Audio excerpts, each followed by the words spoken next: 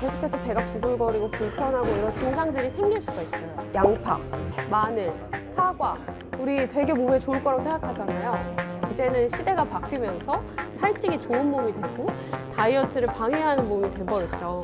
균의 종류에 따라서 이 체질이 결정이 된다고 하는 게 정말 진짜예요. 우리가 알고 있는 그런 야채들도 위와 장 입장에서는 되게 부담스러운 음식들일 수 있어요. 일주일, 열흘 지나도 대변을 못 보는 분도 있어요. 비만 치료제 대표적인 어떻게 보면 부작용이죠. 균의 종류에 따라서 이 체질이 결정이 된다고 하는 게 정말 진짜예요. 똑같은 양을 먹는데 살이 찌고 이런 비만인 환자들의 장내 미생물 환경을 보면 뚱보균이라고 부르는 그런 특수 종류의 또 미생물들이 있어요.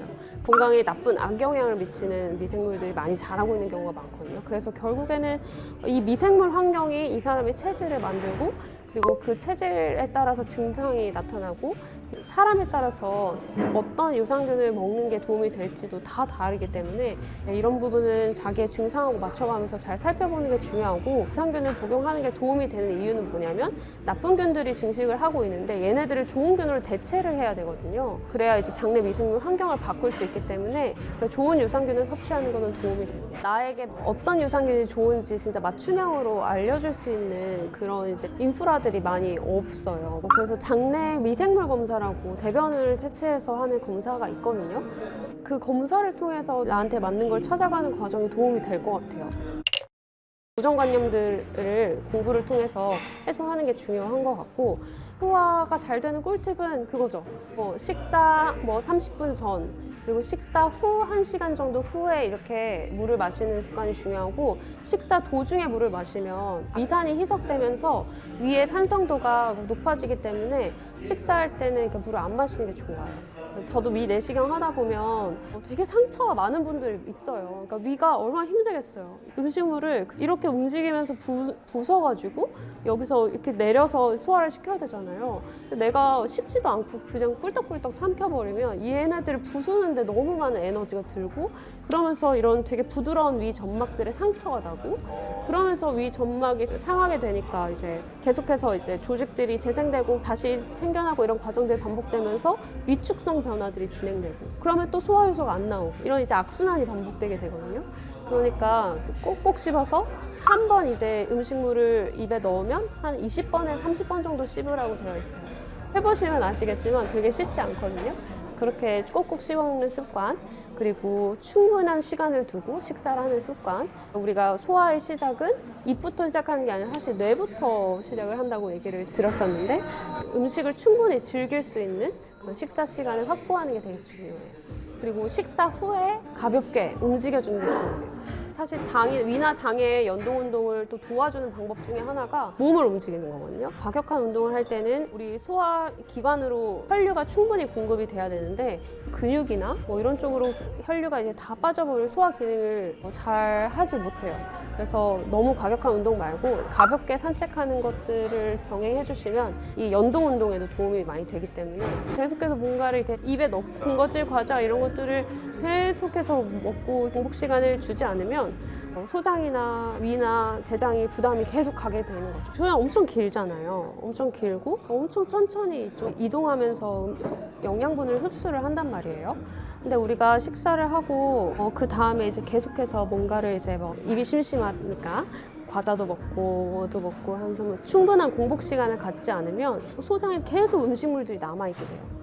소장에 계속 음식물이 남아있으면 대장에 있는 이제 균들이 이제 거꾸로 올라가서 소장에 나쁜 환경들을 만들어요. 그래서 세균들이 과증식하게 되고 얘네들이 오래 남아있으면 계속 발효가 되면서 나쁜 가스가 나오고 그러면서 목표면이 생기고 부글부글 거리고 그런 증상이 생기게 되는데 소장을 깨끗하게 잘 씻어내는 게 중요하거든요.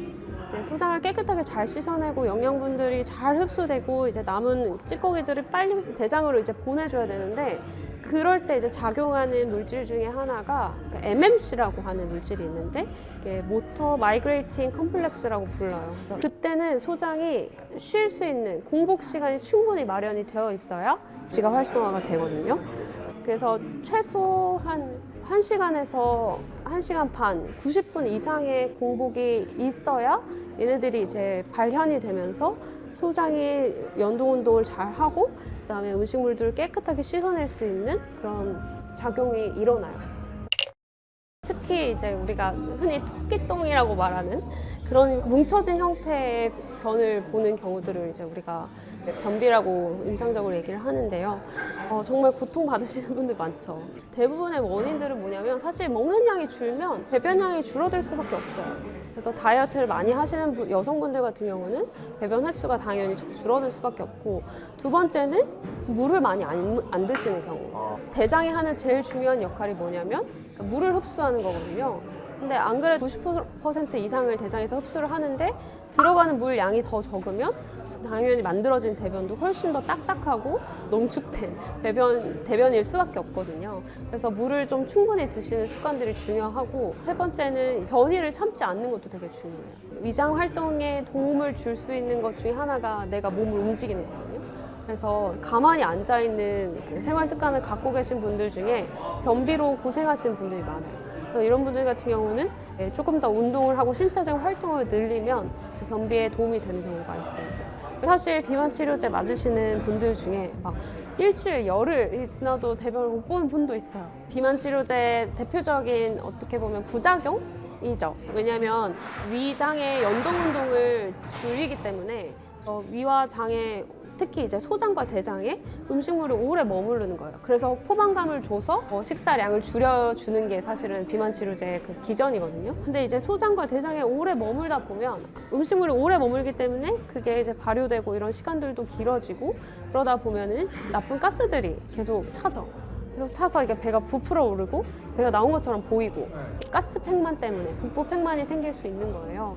그리고 마찬가지로 대장에도 오래 머물기 때문에 물을 더 많이 흡수를 하게 되고, 잔존하고 있는 그런 이제 음식물들이 더 딱딱하게 굳어지면서 변비가 생길 수 있고. 사실 비만 치료제 맞으시는 분들 중에 일주일, 열흘이 지나도 대변을 못 보는 분도 있어요. 그래서 이거는 그냥 대표적인 부작용이라고 보면 좋을 것 같고, 도움이 될 수 있는 게 운동이에요. 그래서 장의 연동 운동을 조금이라도 도와줄 수 있으려면 내가 움직이고 스트레칭을 하고, 그리고 복부 마사지 같은 거를 좀 해주면 이게 연동 운동에 조금 도움이 될 수 있죠. 대장암은 100% 예방이 가능한 암이거든요. 첫 번째 원인이 대장암을 조기에 발견하고 예방을 하려는 거거든요. 그래서 용종 상태에서 그 용종 절제를 하면 전혀 신경 쓸 게 없어요. 그래서 대장 내시경의 주기는 이 대장 용종을 대장암으로 이완시키는 데 필요한 시간 우리가 계산을 해가지고 이거를 최대한 예방을 할 수 있는 주기를 설정을 한 거거든요. 대장 내시경을 했는데 아무것도 없었다. 그러면 이제 보통은 5년 뒤에 하라고 하죠. 왜냐하면 이 사람은 지금까지 아무것도 없었으니까 5년이라는 시간 동안 용종이 생겨서 암까지 되기에는 시간이 그 정도는 안전할 것이다라고 판단을 해서 5년 주기를 얘기를 한 건데, 만약에 이제 내가 증상이 계속 있고 불편감이 있고, 그리고 혹시나 또 제일 중요한 게 혈변을 본다.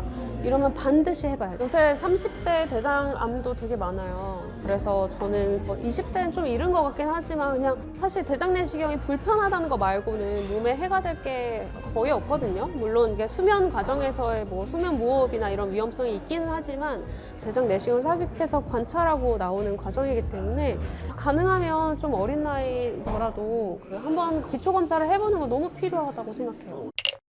포드맵이라고 하는 것들이 있어요. 포드맵 들어보신 적 있나요? 우리가 기본적으로 우리 생야채는 되게 건강하고 몸에 좋은 거라고 생각하잖아요. 근데 사실 소아의 입장에서 보면 이게 굉장히 또 부담되는 과정일 수 있거든요. 생야채 같은 경우는 훨씬 더 많이 물리적으로 분쇄를 해야 되고, 또 우리가 흡수하기 좋은 영양소를 분해하는 데까지 시간이 많이 걸려요. 그래서 이제 사실은 이제 고포드맵 시기 중에 이런 생야채들도 포함이 되어 있거든요. 브로콜리나 양배추 같은 그 몸에 좋다고 우리가 알고 있는 그런 야채들도 위와 장 입장에서는 되게 부담스러운 음식들일 수 있어요.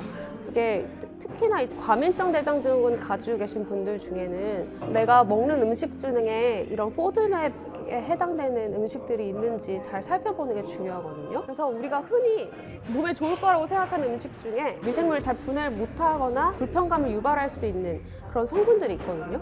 예를 들면 양파, 마늘, 사과, 우리 되게 몸에 좋을 거라고 생각하잖아요.